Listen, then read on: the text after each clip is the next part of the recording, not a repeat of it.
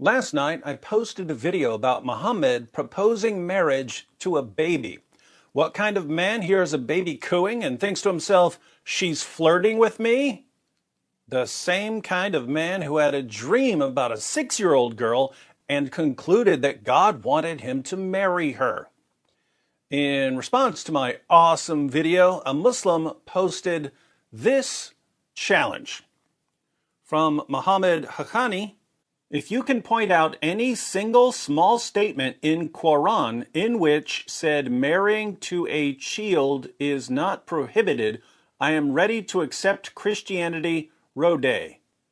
If you can point any statement from the complete Bible in which Jesus, peace be upon him, himself said, I am God, or you people worship me, I am ready to accept Christianity today.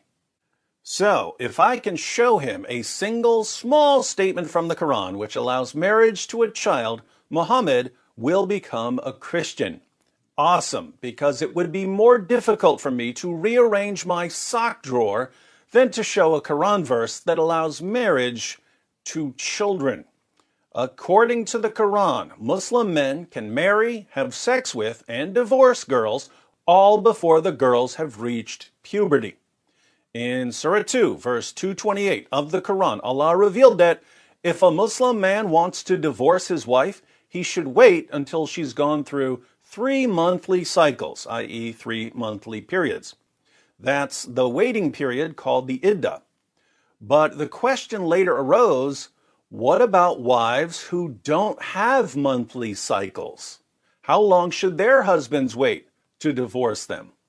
The Quran answers this question in Surah 65, verse 4, where it gives divorce rules for 3 categories of wives who don't have monthly cycles. Women who don't have a monthly cycle because they're too old, girls who don't have monthly cycles because they're too young, and women and girls who don't have monthly cycles because they're pregnant.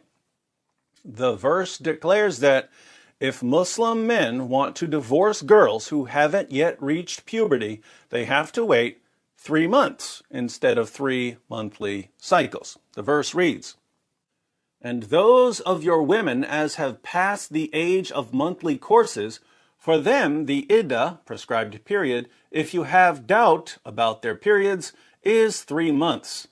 And for those who have no courses, i.e. they are still immature, their iddah, prescribed period, is 3 months likewise, except in case of death.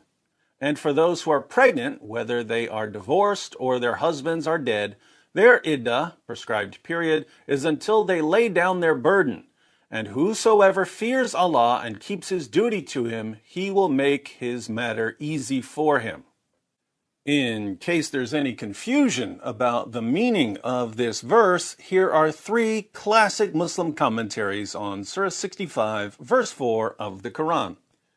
Tafsir Ibn Kathir, Allah the Exalted clarifies the waiting period of the woman in menopause, and that is the one whose menstruation has stopped due to her older age.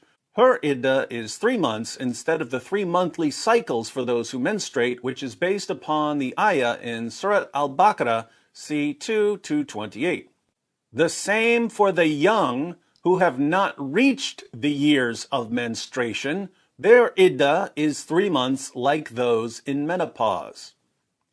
The young who have not reached the years of menstruation, i.e. prepubescent girls.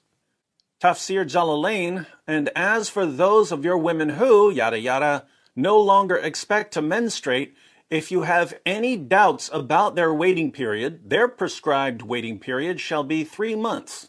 And also for those who have not yet menstruated because of their young age, their period shall also be 3 months. Again, here we have rules for divorcing girls who had not yet menstruated because of their young age, i.e.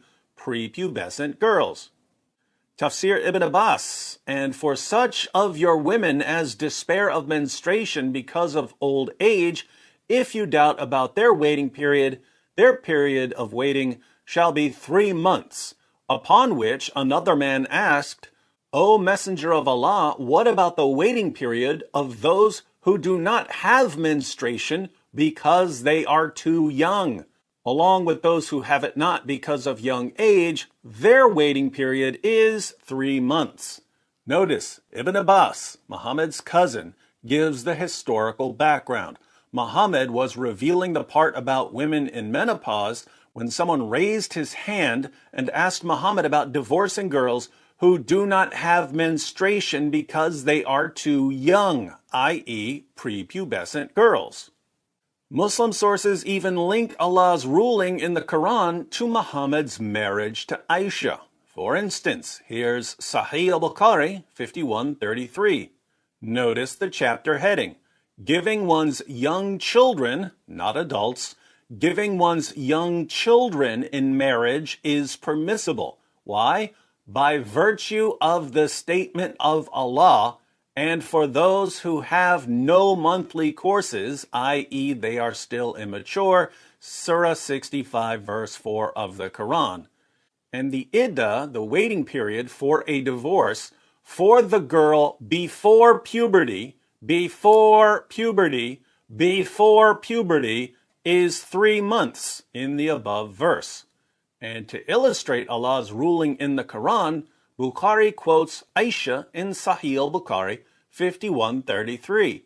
Narrated Aisha that the Prophet wrote the marriage contract with her when she was 6 years old, and he consummated his marriage when she was 9 years old, and then she remained with him for 9 years, i.e. till his death.